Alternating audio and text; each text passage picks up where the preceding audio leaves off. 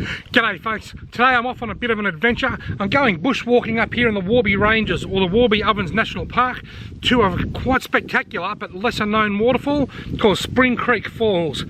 I actually don't know whether it's called Spring Creek Falls. It's a waterfall and it's on Spring Creek, so it makes sense to call it Spring Creek Falls. It's not, there's no walking tracks into here, it's an off the track kind of an area. I found it purely by accident a few years ago and it was really nice. 2016 it was, but it had a lot of rain. The creek was flowing really hard. The waterfalls looked absolutely beautiful. So today I'm going to explore this area again. I don't know whether there's going to be any water in the creeks or not, but it's on such a nice winter's day, it's worth going and having a look and just exploring. Now I'm filming with my Canon G7X Mark II, which doesn't handle the wind very well, so there could be a little bit of background wind noise from time to time, including right now. As I drop down the gully here, into the gully out of the wind, the audio should improve. Anyway, while I've got you, I'm going to tell you something. I'm using these. These are absolutely invaluable. These are black diamond hiking poles. They're just a bit like ski poles, really. There's not a lot of difference. You could probably use them as ski poles. In fact, they come with a larger web at the bottom so that you can adjust them as ski poles.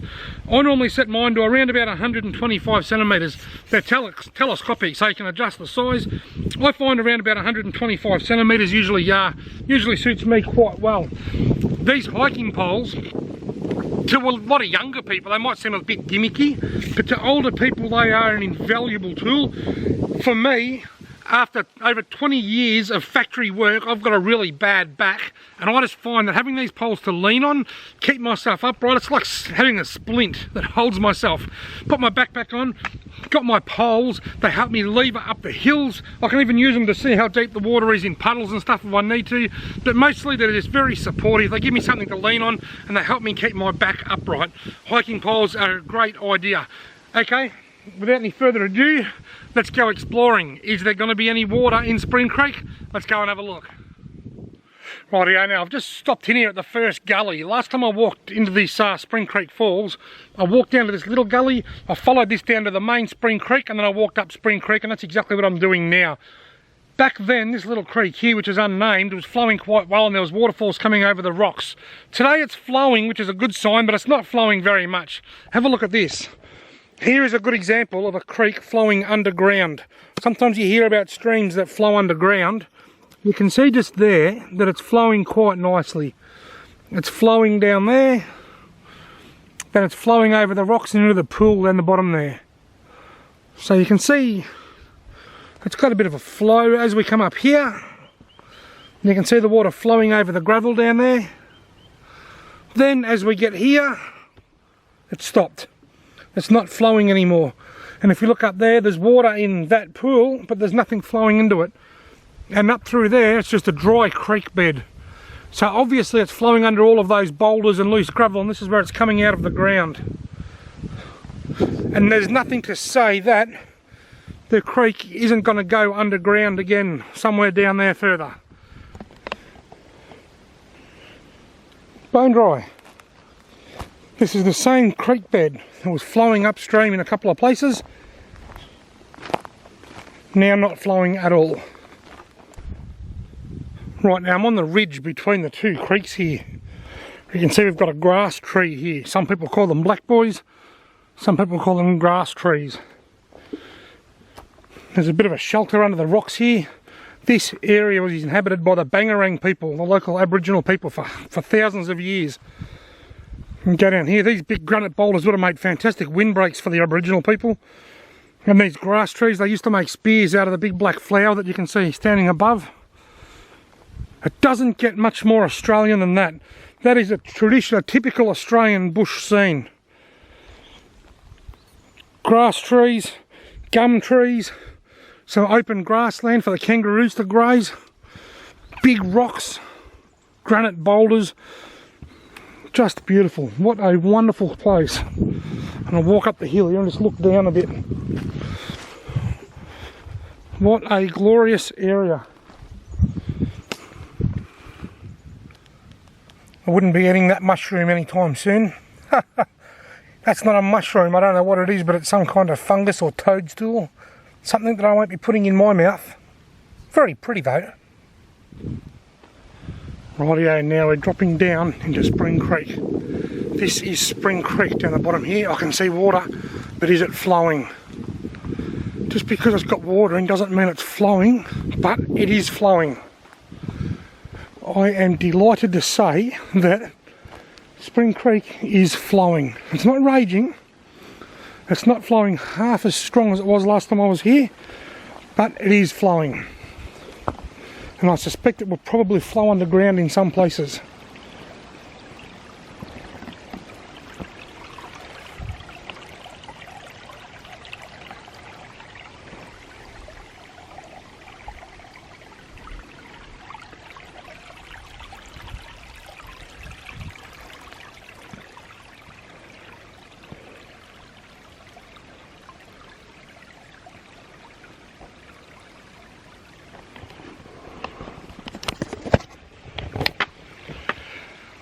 Right, now I've made it down into the Spring Creek Gully. Let's walk up now and explore the waterfalls. I am delighted that there's water flowing in the creek. I suspect it's going to be flowing underground in some places, but where there's waterfalls, that's normally bedrock. That's normally the bottom of the creek bed, and they're normally the spots that are most likely to be flowing. So I suspect there's going to be a little bit of water flowing over the waterfalls up here. This is really cool. Let's go check it out. I've just spotted people. I wonder where they're parked. There's people over there on the side of the hill. I wonder if they know that I'm here. They will know shortly. That was the last thing I expected all the way in here. You can just see that guy I was talking about in the previous scene walking through the bushes up there. I had a good long chat to him. He was using a Canon 5D Mark IV with a 500mm L series lens. What an absolutely wonderful man.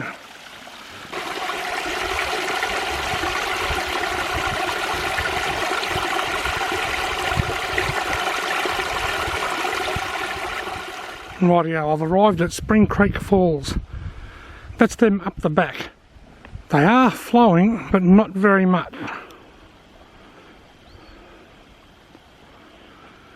You can see a little bit of water coming down the centre. Last time I was here, there was just water flowing right over there and it was absolutely beautiful. But I'm going to walk up a bit closer now, get a closer look. How nice is that? What a beautiful spot on such a beautiful day.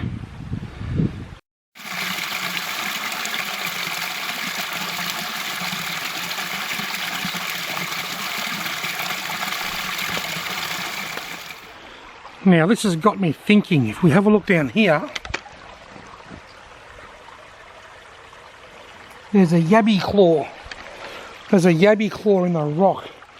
I wonder if some of these pools, because they are quite large, I wonder if they're deep enough to hold water in them all year round, or if there's enough mud on them. They seem to be very gravelly bottom, but I just wonder whether there's a bit of mud and the yabbies can bury down, so perhaps there could be a population of yabbies in here.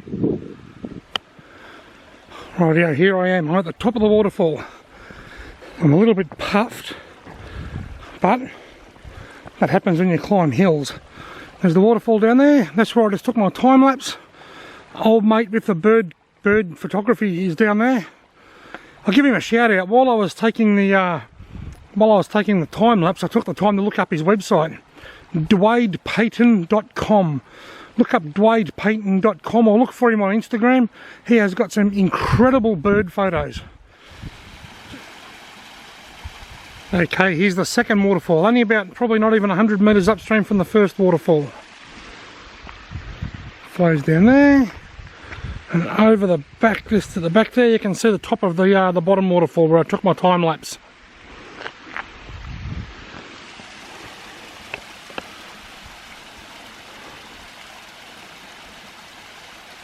Once again, a beautiful place. I think my best option to get around here, I've got two options really. I can climb up over the mossy rocks and round over there. That way involves less climbing, but it does look a lot more slippery. Or I can go up that way and around the top of this hill.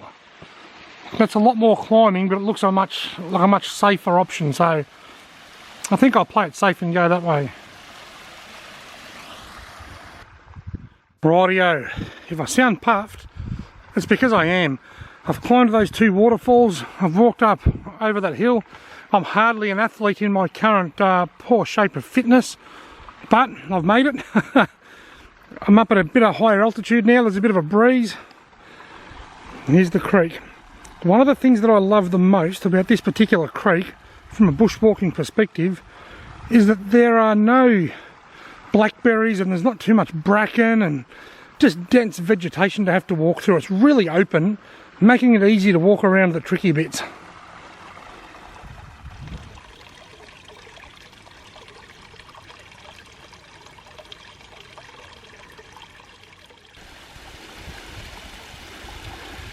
Here we have another small waterfall. This was actually very loud a moment ago with frogs. The moment I got my camera out of my pocket, they all stopped singing, which is a bit of a shame.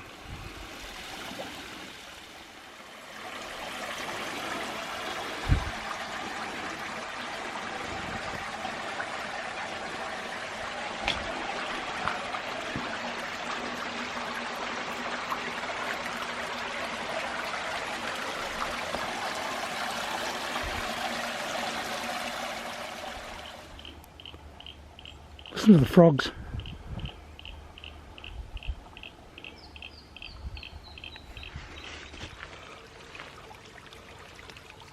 A mussel, a freshwater mussel at the base of this cascade. Rightio, I'm at the top of that top cascade. I'm very puffed. I actually climbed the face there, which should have been an easy task, but given my my poor level of fitness, it was still reasonably easy. I just made it look hard. What a beautiful view. There's a bit of wind up here. I'm having a ball today. This is just great. I'm going to climb up over that rock, and from memory I think it flattens out now. From memory I walked up here until I found a little, like an old weir in the creek, a little dam that was broken, but you could see where it had been used years ago.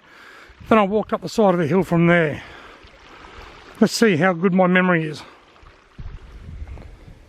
Well, there we have it. My memory was correct. That is the old weir. I don't know when it was used. I'm guessing probably 100 years ago. Up there it's bone dry. I can see a little bit of water way up there above the weir, above the dirt, the sediment. Down here it's barely even flowing. Isn't it amazing that only a couple of 100 metres down there was quite a bit of water, not quite a bit, but a reasonable flow, enough to at least make the sound of a waterfall or dripping water. Here the flow is so small it's not even making any noise. You can barely hear it. It's just like wet rocks. The water's actually coming out of the ground under the rocks just there. I'm suspecting that all that gravel and sediment that's in the creek, the water that I can see way up there, is probably soaking into the gravel and coming out underneath. It's flowing underground essentially. This has been an awesome day. I've had a fantastic time walking up here. If you've enjoyed watching this video, why not consider subscribing to this channel? I don't upload to this channel all that often. If you're not already aware, I do have another much more popular channel called Warby Fishing, where I upload mostly fishing and outdoors fishing and camping related stuff. But here, this is Robbie's camera dump. This is just where I dump bushwalking videos, wildlife videos, just camera stuff in general. And it's something that I use from time to time. So if you've enjoyed this video, why not consider subscribing? Because chances are you might like other videos that I upload in the future. Because I am planning on doing more bushwalking because I enjoy it. Now I've got to walk over that hill a few hundred metres to the Spring Creek picnic ground, then follow the road a couple of kilometres back to my car.